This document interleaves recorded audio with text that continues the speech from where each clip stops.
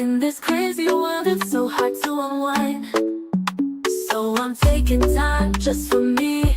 Gonna find my peace, let my soul be free. In the quiet moments, that's where I'll find a little room to breathe and leave it all behind. Give me room to breathe, I need some time to heal my heart, to clear my mind.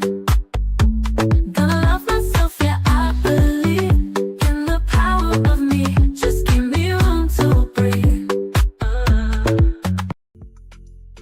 Great new day to all my self-care friends and family. Welcome back to another Room to Breathe podcast. I'm your host, Life Coach 614, and I am so thankful and grateful that you have made time to join us today. Now, before we get into our topic today, I do want to just ask that, if you're feeling the vibe, go ahead and show us some love. Tap the screen, like, comment, but most importantly, I need you all to share this out with someone who could use a little healing energy today. And if this is your first time here or you haven't done so already, go ahead and hit that follow button. Subscribe to our channel so that way you are always tapped in when a new episode drops. I also want to encourage you to visit our digital home at theselfcareclub.org, where you will find everything you need from affirmative apparel to motivational merch, as well as a ton of free resources to help nourish your growth and remind you that you are supported every step of the way. Just know that you don't have to do this alone.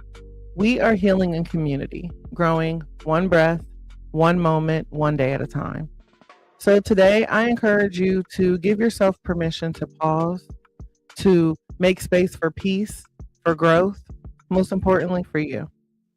And remember, if anything in today's episode hits home, be sure to drop those green hearts in the chat. That is our community's way of saying I am healing, I am growing, and I am showing up for me. Now, let's get ready to breathe, reflect, and grow together. There are days when everything feels aligned, right? You wake up clear, focused, and ready.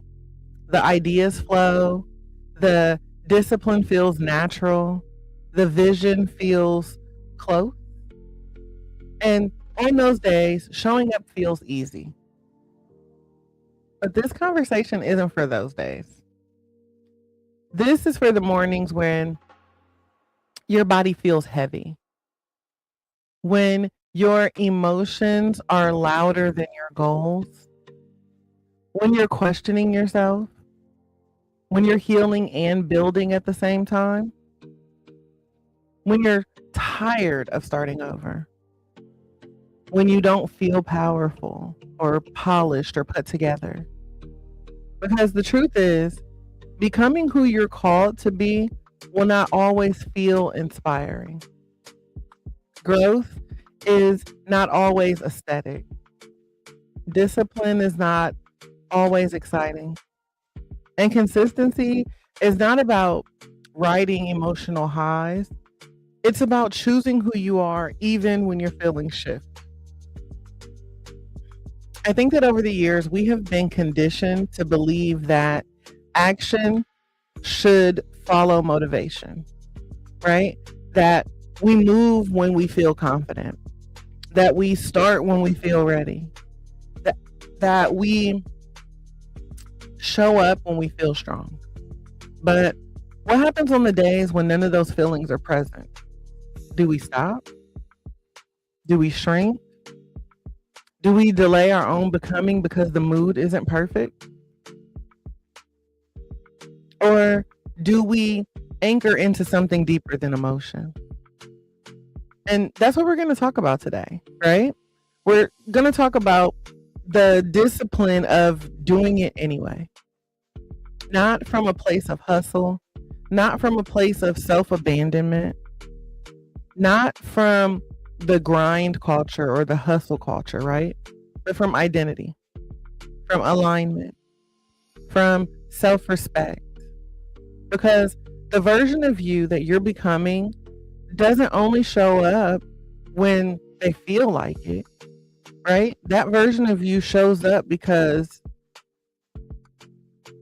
you decide that's who you are. This episode is going to be for those, in those in between spaces, the quiet grind, the unseen healing, the days when you don't feel strong, but you refuse to disappear. We're walking through 8 layers of do it. Okay? Not as pressure, but as power. Not as punishment, but as promise. And every layer is going to be a reminder that you don't have to feel fearless or energized or validated or even certain to take the next aligned step. You just have to decide that your growth matters more than your mood. So I want you guys to take a deep breath with me. Breathe in and out. One more time. Breathe in and out. I want you to let your shoulders drop. Today we are going to release the pressure to be perfect. And we're going to talk about what it really means to do it. And when I say do it, scared, do it tired, imperfect, sad, and still choose you the entire time. Welcome in, Kale. Welcome in, Antonia. I see you. Thank you guys for being here. All right, so we are going to, right out the gate, we're going to talk about doing it scared, y'all. Number 1, everybody put do it scared. Do it scared. See, we have to start to understand that fear is not a red light. Fear is not a red light. It just feels like one. Most of us were taught to interpret fear as a warning to stop, to shrink, to reconsider, to wait until we feel more certain, more qualified, more confident. But what if fear isn't telling you to retreat? What if it's simply signaling that you're stretching beyond your comfort zone? You're not going to feel fearless before you start. That is a myth, right? We tell ourselves, we'll launch the thing when we're confident. We'll speak when our voice is ready.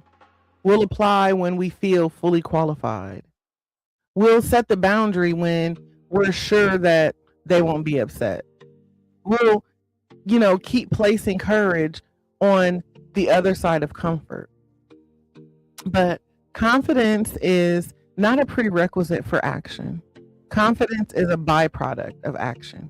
You do it, then you feel confident. Not the other way around.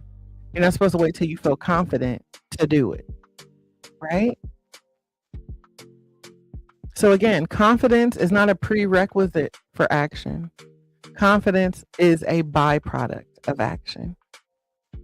Every single, every bold version of you that you admire, it's because he or she did something that they were scared to do at first, right? You hit publish with shaky hands. You said no with a racing heart. You walked away with tears in your eyes. You applied not knowing if you would be chosen. I'm sorry, you applied even not knowing if you'd be selected or be chosen. You chose yourself before you felt fully secure in that choice. See, fear shows up when something matters. You don't feel scared about things that you don't care about. You feel scared when there's a risk. And that risk is rejection, failure, judgment, sometimes of just being seen, being misunderstood, a fear of success. Sometimes it's not if I fail, it's what if I succeed? Because success requires visibility. It requires responsibility. It requires expansion. Welcome back, Tania. Thank you for the gifts. So what do we do, y'all? We wait, right? We wait. We wait for the fear to disappear. But fear doesn't disappear before you move. It just gets a little quieter once you start moving. Courage is not the absence of fear. Courage is deciding that your growth matters more than your anxiety. Courage is saying, my hands are shaking, but I'm still pressing send. Courage is letting your voice tremble, but not letting it silence you. And here's a deeper layer. Doing it scared builds self-trust. Thank you, Brooks. Doing it scared builds self-trust. Every time you act in alignment with your values despite fear, you send a message to yourself that I can handle discomfort. I don't collapse under pressure. I don't abandon myself when it gets hard. And that's how your identity begins to shift. Not in these grand moments, but in small, scary decisions that you repeat over time. Oh, thank you.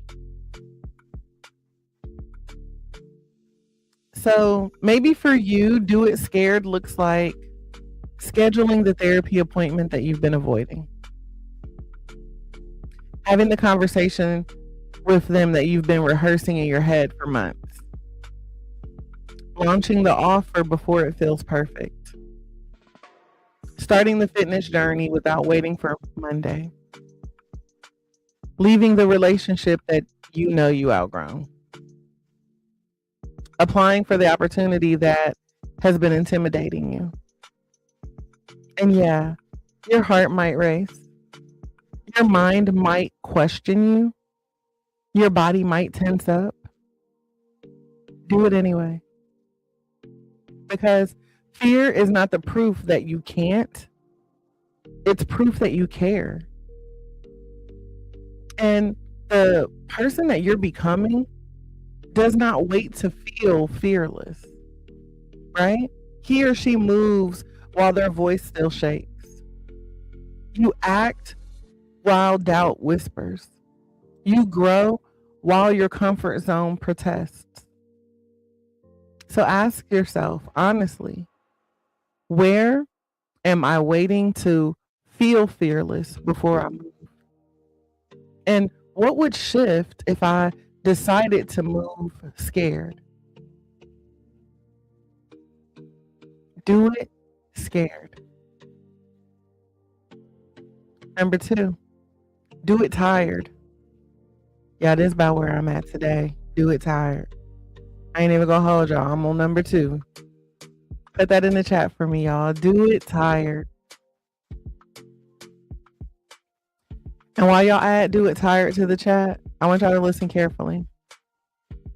This is not permission to run yourself into the ground. Hey, Velvet. Welcome in, beautiful. Elevated Awakenings. We add and do it tired to the chat. Okay? And I'm going to stress, this is not permission to run yourself into the ground. This is not a badge for burnout. This is not prove your worth through exhaustion. That is not what I'm saying. Doing it tired is not about self-neglect. It's about self-discipline with discernment. Welcome in, Shamika. There are 2 kinds of tired. There is the tired that comes from overextending yourself for people who don't reciprocate. There, the tired that comes from saying yes when you mean no.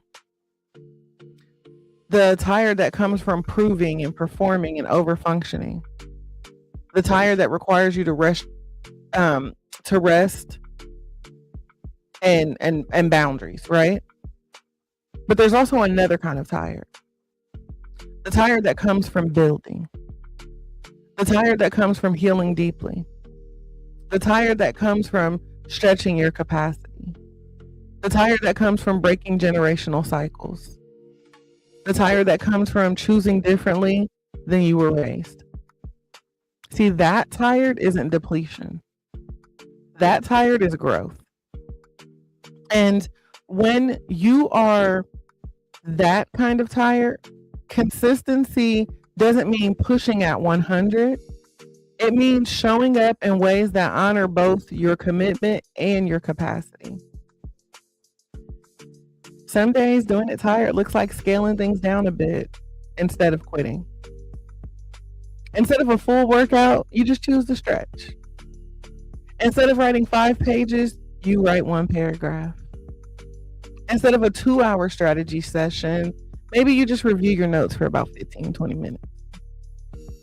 Instead of shutting down emotionally, you just send one honest text message.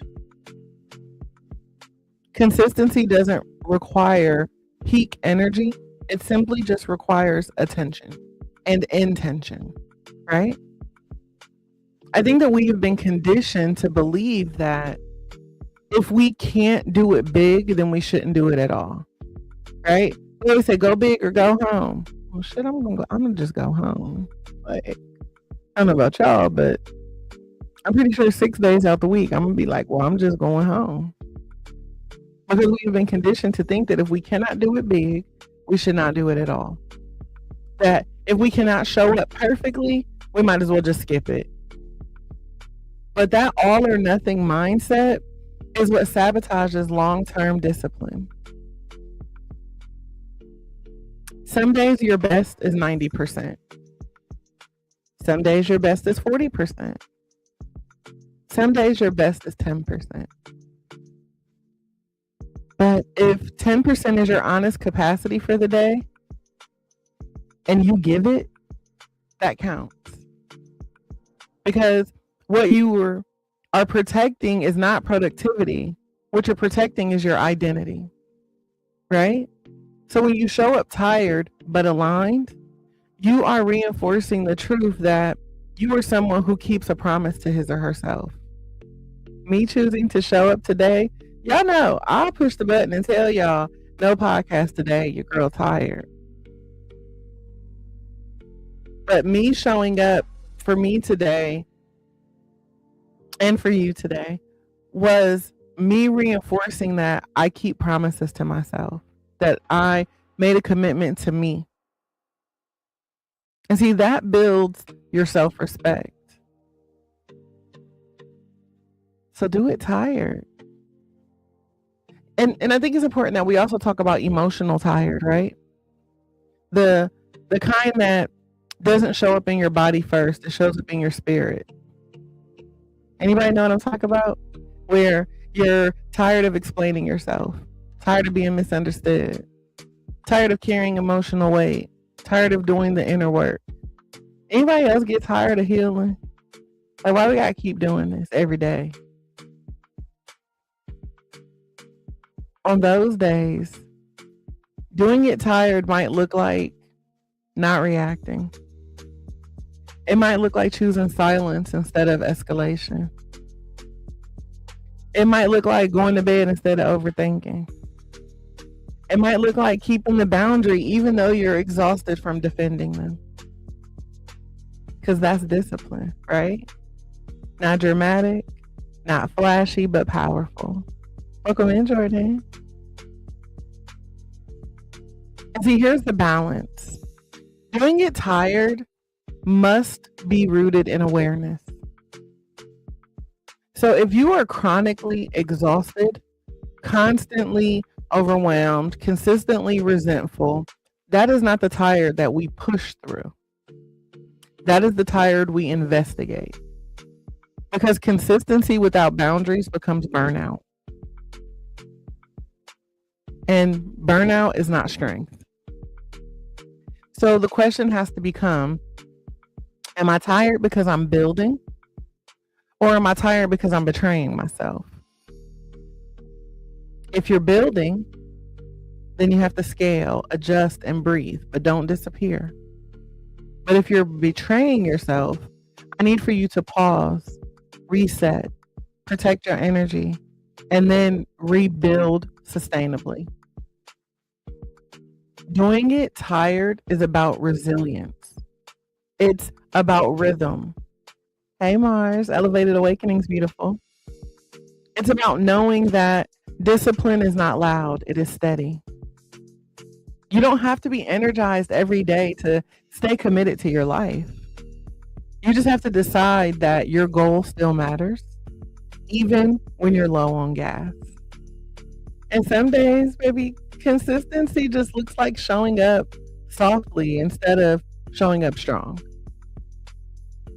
What matters is that you still show up. Thank you for the gifts. So do it tired, with wisdom, with grace, with self-respect, because becoming requires stamina, not intensity. So do it tired.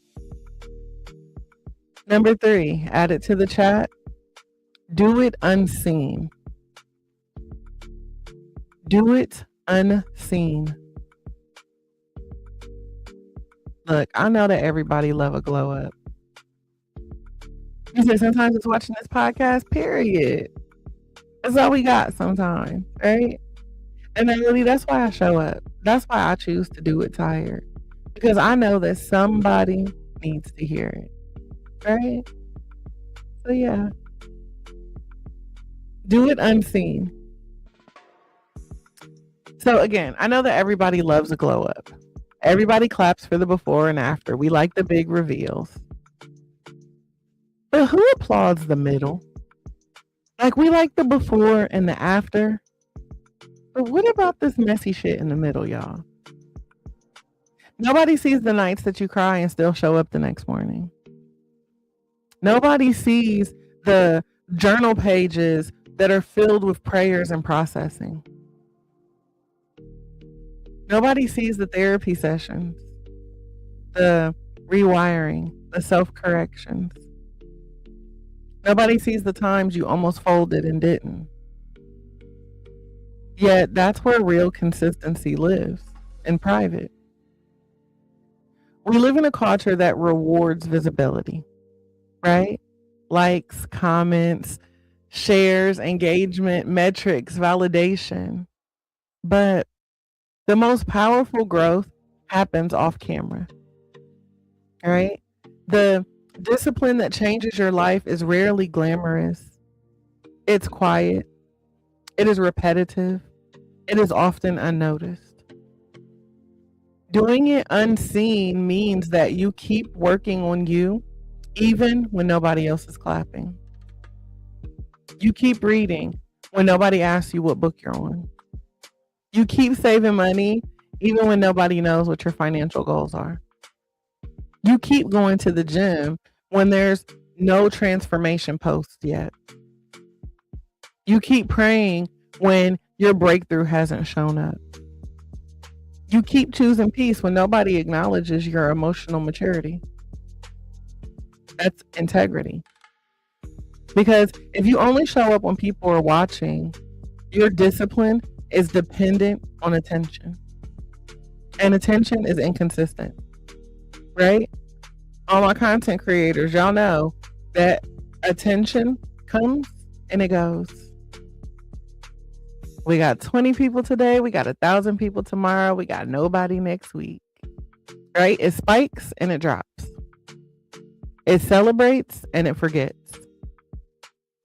But your character that's built in solitude, it's a whole game changer, right?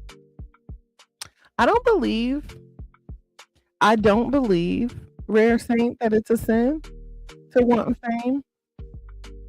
I think that it's what you're willing to sacrifice for it, and what your definition of fame would be. But no, I don't think that it's a sin. And let's be honest, you guys, doing it unseen can feel lonely, right? Because if nobody's watching, I mean, you know, you're like, is it even worth it? Does it even matter? Because nobody else sees it. You might be the only one in your circle breaking cycles, the only one prioritizing therapy, the only one choosing celibacy, the only one building something from scratch, the only one saying no to what everybody else just tolerates. And when there's no applause, doubt can creep in. Like I said, you start asking yourself, does this matter? Is this worth it? Why am I trying so hard? But unseen does not mean ineffective. Just because nobody sees your effort doesn't mean that it's not shaping you. Y'all know them roots grow underground first. Before there's fruit, before there are flowers, before there is shade for others, those roots have to grow underground first. If you pull up a seed every week to check its progress, it'll never grow. And some of us are sabotaging our own growth because we want immediate evidence, immediate recognition, immediate results. But sustainability, change is slow. And so doing it unseen builds something deeper than results. It builds identity. Welcome in, Aisha. Right? It teaches you how to validate yourself. It strengthens your internal compass. It makes you less addicted to approval. It builds self-trust that doesn't require a witness. And that is powerful. Because when success eventually shows up, and it will, trust the process, it will. But when it finally shows up, you won't be surprised by it. You'll be prepared for it. You'll have the capacity to handle it because you built the foundation in silence. So let me ask you something gently. If nobody ever clapped for it, would you still do it? If nobody noticed your healing, would you still choose it? If nobody praised your discipline, would you still practice it? Your answer reveals whether you're building for validation or building for transformation. Doing it unseen is sacred. It's where your motives get purified. It's where your ego gets quiet. It's where your resilience deepens. You don't need an audience to grow. You need alignment. So keep showing up. Keep evolving. Keep honoring your commitments, even when nobody sees it. Because the person that you are becoming was built in private first. So do it unseen. Number 4, do it imperfect. Add that to the chat for me. Do it imperfect. I see you. Let's talk about perfection for a second, y'all.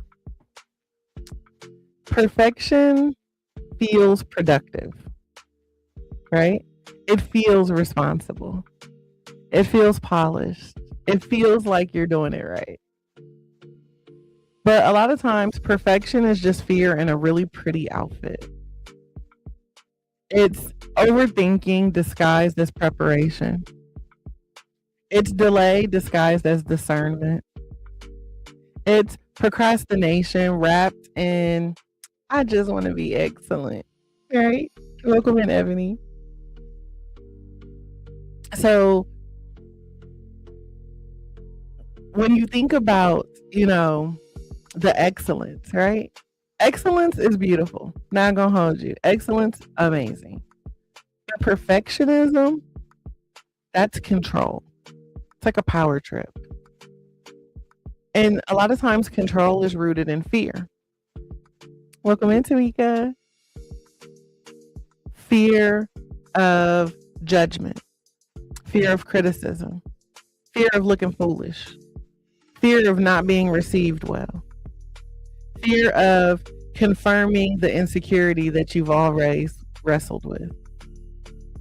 So instead of moving, you tweak. Right? You tweak things, you revise, you wait, you research a little more. You say, I'm almost ready. I'm almost there, y'all. I'm almost ready. But almost ready has delayed a lot of people's destinies. And so the truth is, you will not feel fully prepared for the next version of your life. Just, you're not going to feel prepared. Growth always stretches you past what feels comfortable. And if you wait to feel 100% ready, you're going to stay in the same place indefinitely. Doing it imperfect means accepting the first version will not be the final version. And I don't know, somebody may need to hear this. Your first podcast won't be your best. Your first boundary might come out shaky. Your first business offer might need to be refined. Your first attempt at emotional regulation might be messy. That's normal. I think that we romanticize mastery, but forget the awkward stages that built it. Nobody shows you the drafts, the missteps, the flopped launches, the uncomfortable conversations, the moments of, why did I say it like that? But those imperfect reps, they build skill. They build courage. They build tolerance for feedback. And most importantly, they build momentum. Momentum is more powerful than perfection. Yeah. And you know what, Rare Saints? Perfection has become the disease for a lot of people. You know, we all go through seasons of perfection. We just, social media, like the internet, has made that so because everybody is posting their highlight reels. And so we think if ours doesn't look that good, then it's not good enough. And if it's not good enough, then it's not worth it. So, I mean, again, society has conditioned us to think that if it's not trending, if it's not the right aesthetic, if you can't post your highlights on the gram, then something's wrong with it. It's flawed. You're flawed. And if you're flawed, then you're the problem. You're the mistake. So that's why we have to be careful about what we consume. We have to be careful about, getting trapped in that, that cycle of seeking external validation.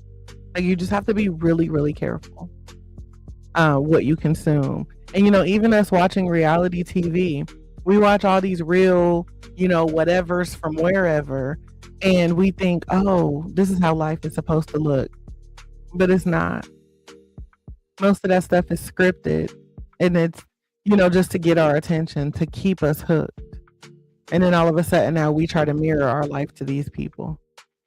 So we have to be careful with what we watch, the company that we entertain, the music that we listen to. A lot of times people are so consumed about what they're actually eating that they don't realize all the other stuff that they're taking in too. And so when we think more about, imperfection, when you move imperfectly, you gather data, right? You start to learn what works. You adjust, you refine, you regrow, right?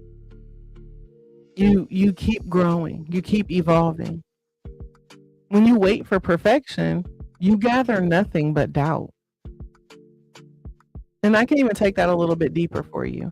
Sometimes perfection isn't about how something looks.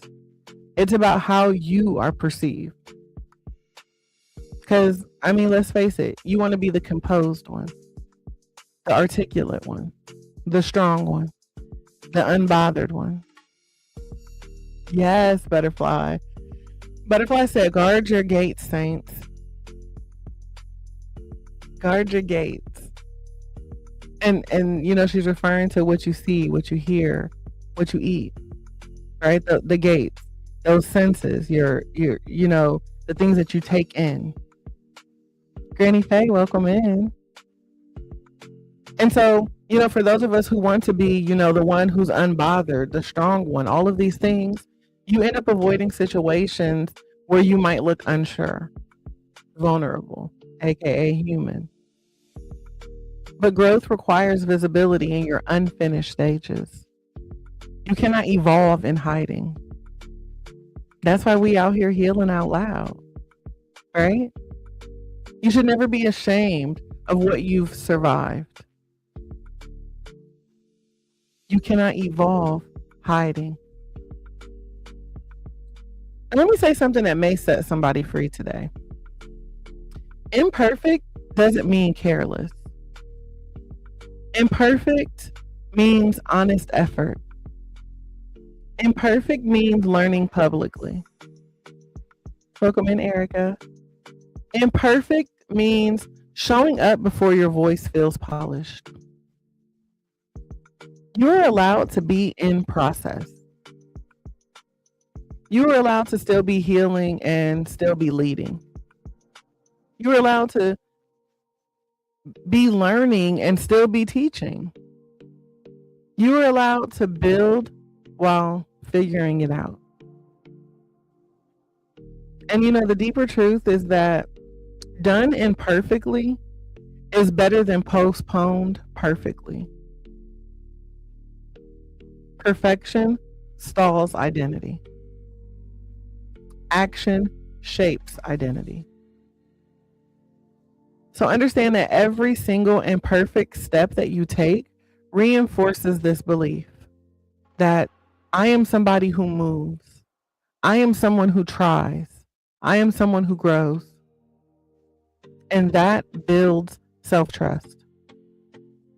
So ask yourself gently, where am I delaying the process and the progress because I'm afraid I'm doing it wrong? What would shift if I gave myself permission to start messy? Because the version of you that you admire was imperfect at first.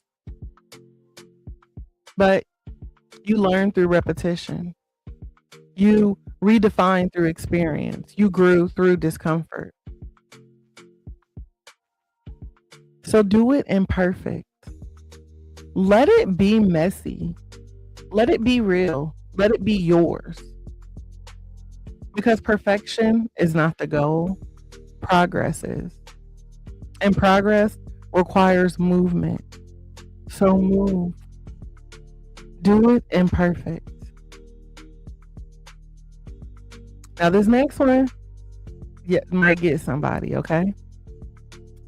Number 5, do it sad. Put it in the chat and trust the process, y'all. Trust the process. I got a whole word for this one for y'all. Do it sad. Do it sad. Let me sip some water, y'all.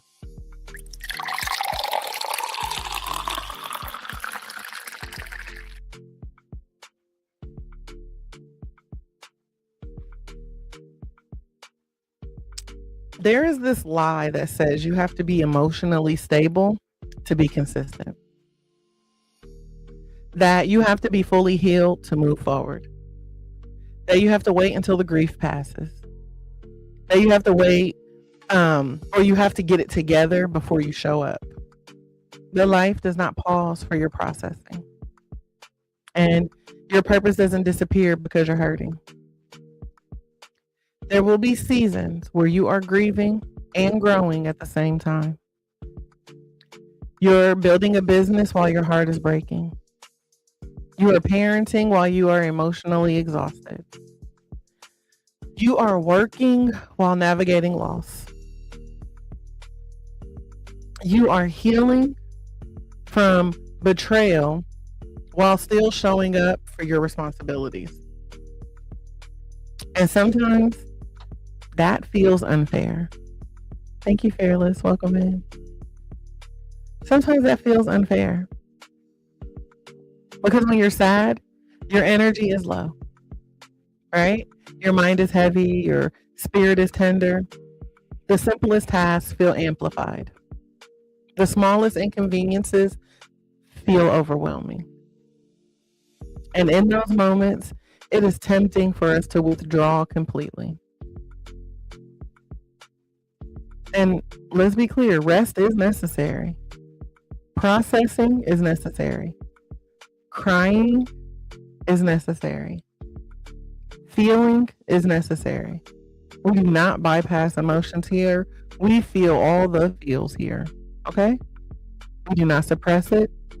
We do not spiritually gaslight ourselves into pretending that everything is fine.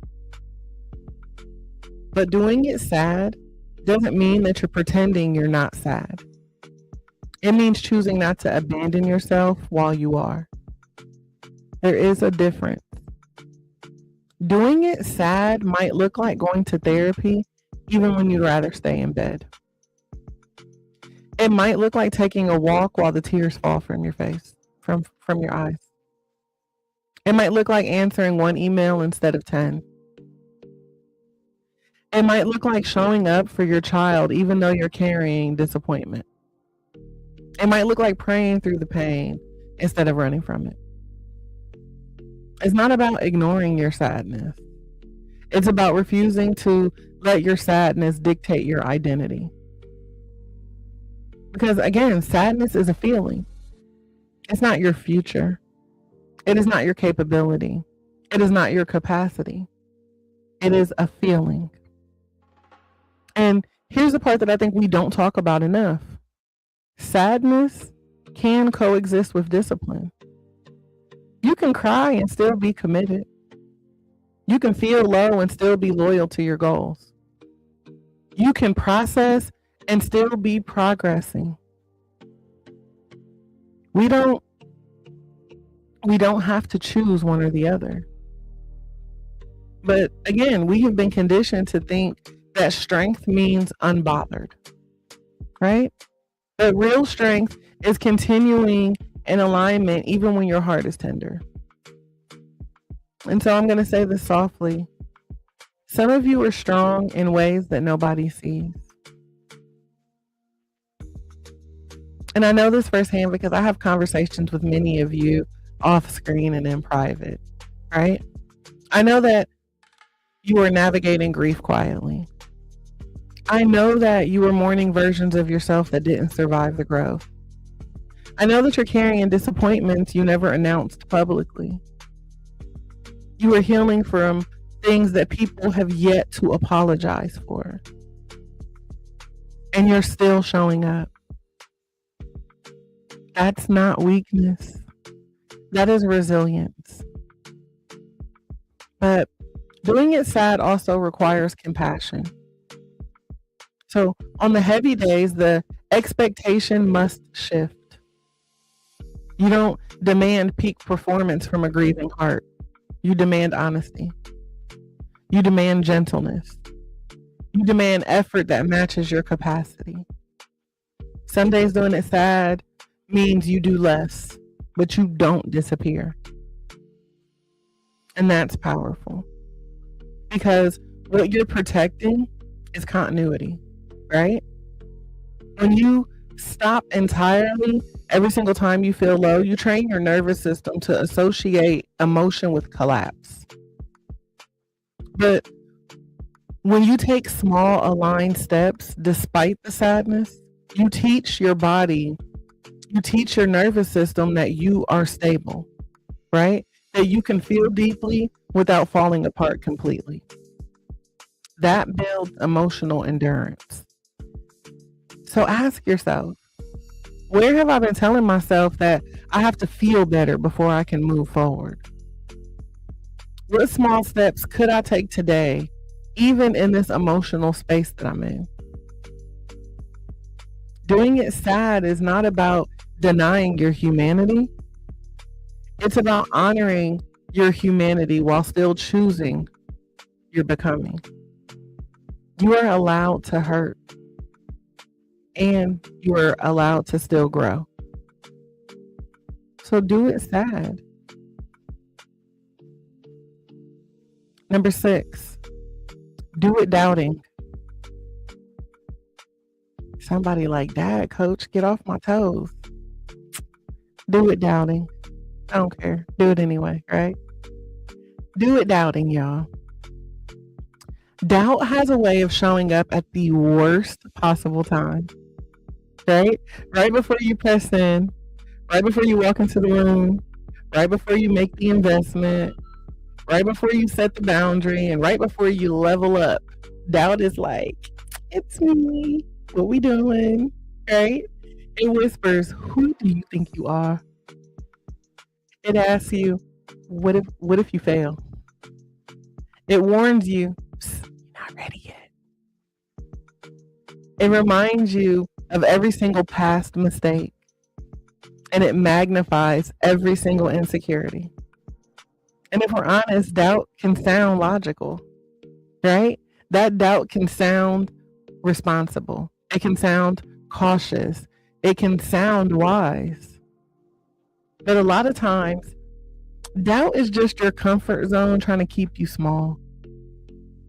Because growth disrupts what's familiar. So when you step into something new, your nervous system reads it as unsafe. Not because it's dangerous, but simply because it's unfamiliar. It's new. And we know that unfamiliar things can feel threatening. So doubt shows up and becomes, the defense mechanism. But we need to understand that doubt is not destiny. It is a feeling. It is a thought. It is not the verdict. Doubt does not mean that you are incapable. It often means that you care and that you care deeply, right? See, people who don't care don't question themselves. People who aren't stretching don't feel the imposter syndrome. People who aren't elevating don't feel the resistance. Doubt increases when the stakes increase. So instead of asking, why am I doubting? Ask, what level am I stepping into? And y'all know, I could take it deeper. There's healthy discernment, and then there's paralyzing self-doubt. See, discernment says, let's prepare. Self-doubt says, don't even try it. Discernment says, let's phone a friend and get some support. Self-doubt says, don't tell nobody you was thinking that. You'll embarrass yourself. Discernment refines. Self-doubt restricts. And when you learn to separate the two, you will gain power. Doing it doubting does not mean that you're going to ignore wisdom. It means refusing to let your insecurity be your decision maker. You can doubt and still act. You can question and still move. You can feel unsure and still commit. Because certainty is not required for action. Alignment is. And the only way to weaken doubt is through evidence. So every time you move despite the doubt, you gather proof that you are capable, right? That whole this is impossible mentality starts to shift because as you move through the impossible, you notice I'm possible, right? And so you begin to gather proof that you can survive the discomfort, proof that you can learn on the go, proof that you can adjust and adapt, proof that you're not as fragile as your fear suggests. Self-trust is built through reps, not through waiting for the confidence to magically arrive. And I want to say something to my high achieving women out there listening who secretly feel like she's faking it. Imposter syndrome is real. Imposter syndrome is common when you're in the rooms that you prayed for. It doesn't mean that you don't belong. It means that you're growing into a new identity. And identities take time to settle. You may not fully recognize yourself at this level yet. That doesn't mean that you aren't supposed to be here. So when doubt whispers, don't sit and argue with it all day. Don't spiral with it. Do not let it drive. Simply acknowledge it. Do y'all know how many times a day I got to tell myself, I hear you, but we doing it anyway? Like, that is maturity. That is discipline. That is identity over emotion. So yeah, little voice in my head, I hear you, but I'm still going to do it. Because if I sit and I wait until the doubt disappears, I will be waiting forever. Even the most accomplished people feel doubt. The difference is they don't negotiate with it for long. They move. And movement silences doubt faster than reassurance ever will. So ask yourself, what am I postponing because I'm waiting to feel more certain? What would happen if I trusted my preparation, even if my emotions weren't fully aligned yet? You don't need complete clarity to take the next step. Doubt can walk with you, but it doesn't get to lead you. So do it doubting. We almost there, y'all. Got a couple more. I need us to do it consistently. Number 7. Do it consistently. Put that in the chat. Do it consistently. Don't laugh at what I'm about to say, y'all, but consistency is not sexy. Okay? It's not loud. It's not viral. It is not dramatic. It is repetitive. Okay? And repetition is where most people lose interest. We celebrate big wins, right? We celebrate sudden breakthroughs. We celebrate overnight success stories. But we rarely celebrate the woman who showed up on a random Tuesday when nobody was watching. The woman who kept going when it felt boring. Right, Roxy? The woman who chose discipline over dopamine. Consistency is not intensity. It's rhythm. It's doing the thing again and again and again. Not because you feel inspired. Not because you were hyped up. Not because somebody reminded you to. But because you decided that it matters. And I mean, again, let's be honest. Starting is exciting, right? The first day of the diet is exciting. The first week of business, exciting. The first month of therapy, exciting. The first time setting boundaries, exciting, right? There's a momentum. There's novelty. There's energy. But when the results slow, when nobody notices, when progress feels incremental, when the work feels ordinary, and that's the areas where the identity is forged. Doing it consistently means that you stop negotiating with yourself every time you don't feel like it. You stop asking, should I? And you start saying, this is who I am. You become the one who works out, right? You become the woman who works out, not the woman who works out when she's motivated. You become the woman who journals, not the one who only journals when she's overwhelmed. You become the woman who protects her boundaries, not the woman who protects them when it's convenient. Consistency shifts your self-concept. And self-concept determines your behavior. I'll go a little deeper with it.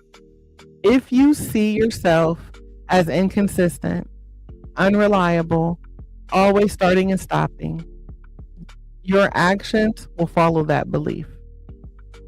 But when you begin showing up consistently, even in small ways, your brain starts to update your identity, right? It starts to say, I keep promises to myself. I finish what I start. I honor my commitments. I follow through. And all of that builds self-respect. And self-respect changes everything. You don't have to claim that. See, Brooks, the beauty of life is that we live in a society where we can be anything we want to be, even if we are not that. I can identify as whatever I choose. And so in this season, that comment says I choose to be inconsistent. See, I too struggle with consistency sometimes, but I refuse to claim that I am inconsistent. Sometimes my actions are inconsistent. So we know that words have power. And so if we are willing to walk into a room and say, I am inconsistent, well, everybody's going to greet you with, hey, inconsistent. And then at some point you're going to be mad because everybody keeps looking at you like inconsistent, inconsistent. That's how you identified yourself. Words have power. It's okay to admit, hey, you know what? I'm working on consistency. And does that not sound better? Right? Instead of saying I'm inconsistent, say I'm working on my consistency. I mean, that still tells us that you're currently inconsistent, but it says that you're working on it. So maybe try to rephrase that because it'll make you feel better. You know what I mean? So that's where we have to understand how our words have power. We have to shift what we say. When I say I speak life over myself, listen, I'm going to shift what I say. I'm going to be careful how I identify myself. Thank you so much for being here, Antonia. We appreciate you. And you can always come back and catch the replay to get the ending. Thank you for being here. Have an amazing day at work. But yeah, when you respect yourself, you know, yeah, we know that means we don't have to over explain our no's, right? You don't overcommit your energy. You don't sabotage your progress for temporary comfort. Hey, Kevin. Consistency is self-trust in motion. And, you know, the part that's not romanticized is the fact that consistency can feel boring as hell. It can feel slow. It can feel repetitive. It can feel like you're doing the same thing over and over and over and over again. But boring builds stability. And stability builds power. Hey, Juicy. Welcome in, beautiful. Stability builds power. You don't become emotionally regulated overnight. You don't become financially secure overnight. You don't become disciplined overnight. You build it. Brick by brick, habit by habit, choice by choice. And some days, consistency looks tiny. Thank you for the follow. Consistency looks tiny.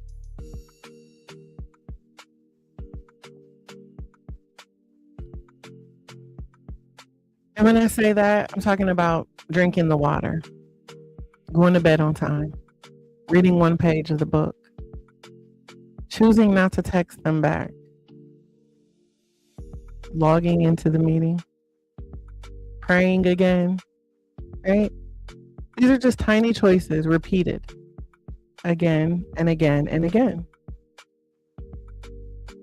And see, the thing about inconsistency is that it erodes self-trust faster than failure ever could. When you constantly quit on yourself, you start expecting yourself to quit. You stop believing in your own promises. You stop taking your own goals seriously. So it becomes, you know, not about talent. It's about the repetition. So when we say do it consistently, we're not talking about perfection. We're talking about the commitment. Even when it's inconvenient, even when it's quiet, even when it's slow. Because consistency builds something success can't give you. It builds confidence rooted in evidence. Evidence that you showed up. Evidence that you adjusted instead of abandoned. Evidence that you are stable even when your feelings are not. Thank you, Brooks. So today I want you to ask yourself, what habit would change in my life if I protected it for the next 90 days? What promise have I made myself that I keep negotiating? You don't you don't need to do everything consistently. You just need to do the right things consistently. That's where transformation lives. So do it consistently. And our final just do it of the day is do it anyway. Add this to the chat, y'all. Do it anyway. Do it anyway. Anyway is such a powerful word, right? The word anyway means despite, regardless, in spite of, right? Anyway is what you say when you've run out of excuses. Do it anyway when you don't feel supported. Do it anyway when they're misunderstanding you. Do it anyway when you're not getting the applause. Do it anyway when you're not getting the views. Do it anyway when it feels slow. Do it anyway when it feels inconvenient. Do it anyway when you're tempted to quit quietly. By the time you get to anyway, you've already felt the fear. You've already felt the fatigue. You've already felt the sadness. You've already felt the doubt. You've already wrestled with perfection. You've already endured the unseen phase. And you're still standing. See, anyway is not reckless. It is resolved. The moment that you decide that your identity is stronger than your emotion, it's that moment. That's the anyway moment. Because the truth is, there will always be something. You're never going to want to do it. So there will always be a reason to delay, a reason to shrink, a reason to wait, a reason to retreat, a reason to question yourself. If you wait for life to be smooth before you move, I promise you, you're going to be stagnant. Anyway is the interruption to that cycle. If, it's you saying, my feelings are valid, but they're not in charge. It's you saying, this is uncomfortable, but it's aligned. It's you saying, I'm tired of starting over. When you don't do it, when you keep stopping, something subtle happens. You begin breaking trust with yourself. Thanks so much, Harold. You tell yourself that you're going to commit. You hype yourself up. You start out strong. And then when it gets hard, you disappear. And every time you disappear on yourself, your confidence shrinks a little. Not because you failed, because you folded. Anyway repairs that.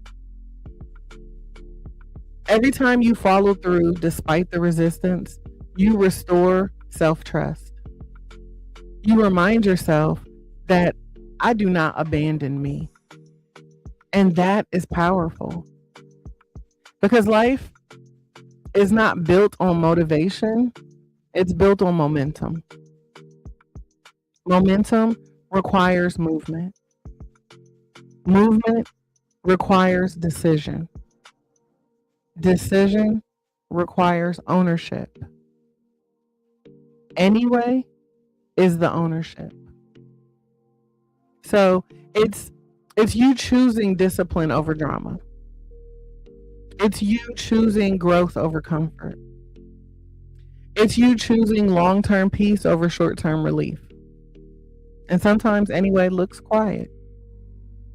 It looks like not responding. It looks like staying consistent when nobody is watching. It looks like logging in again and not being concerned with how many people are watching. It looks like walking away with dignity. It looks like choosing your standards even when it costs you. Anyway is where your next level begins. Not when it feels perfect. Not when it feels exciting. Not when everybody's agreeing with you. But when you decide. So I'm going to ask you something that cuts through all of it. If nothing changes externally this week, meaning if nobody claps, if nobody validates, if nobody notices, will you still move?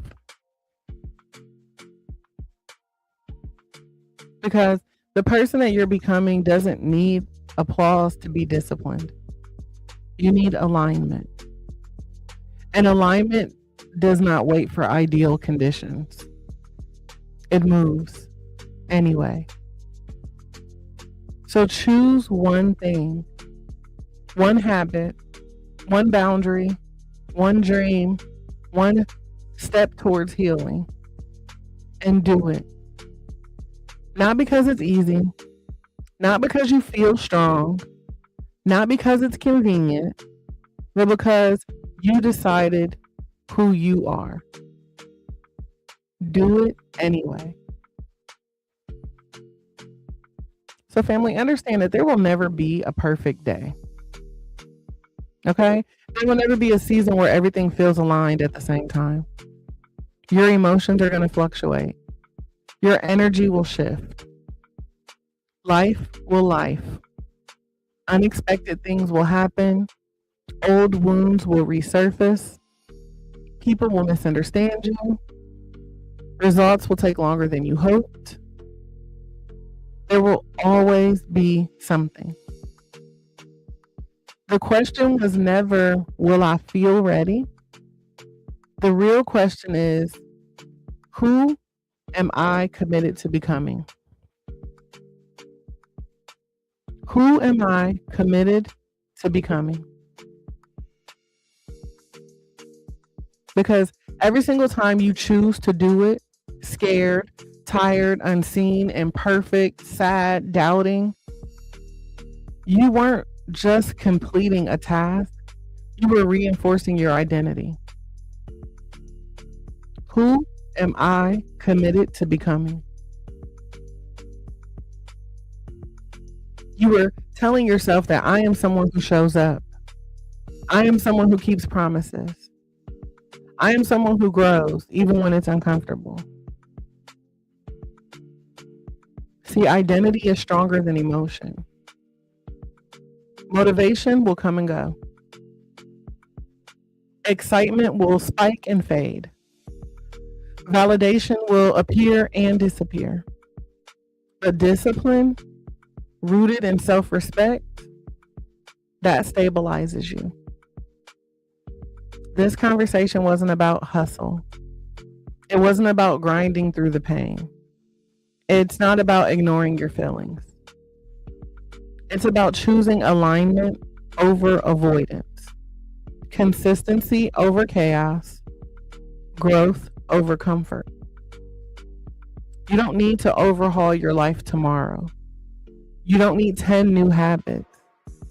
You don't need a dramatic transformation. You need one aligned decision. Spark Motive, welcome in. One thing that you've been postponing, one boundary that you've been hesitating on, one habit that you keep negotiating, one dream that you've been quietly doubting. Choose it.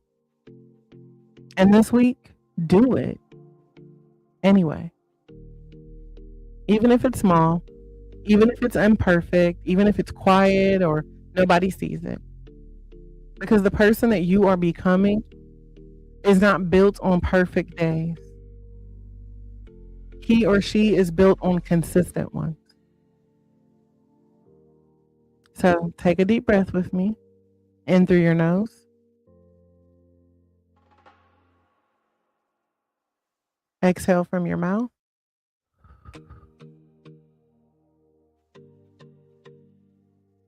Today, we release the pressure to be flawless. Breathe in and out. Today, we release the need for applause. Breathe in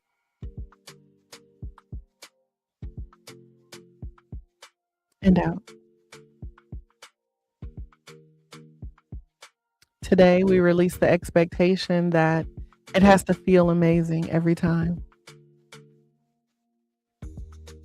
I want you to return to center. Return to you. Center yourself. And then I want you to move. I want you to move anyway. Welcome in, Penny. In case nobody has told you, I am proud of you for becoming, even when it's uncomfortable. Now, before we close out, I just want to leave you all with a little extra love and light.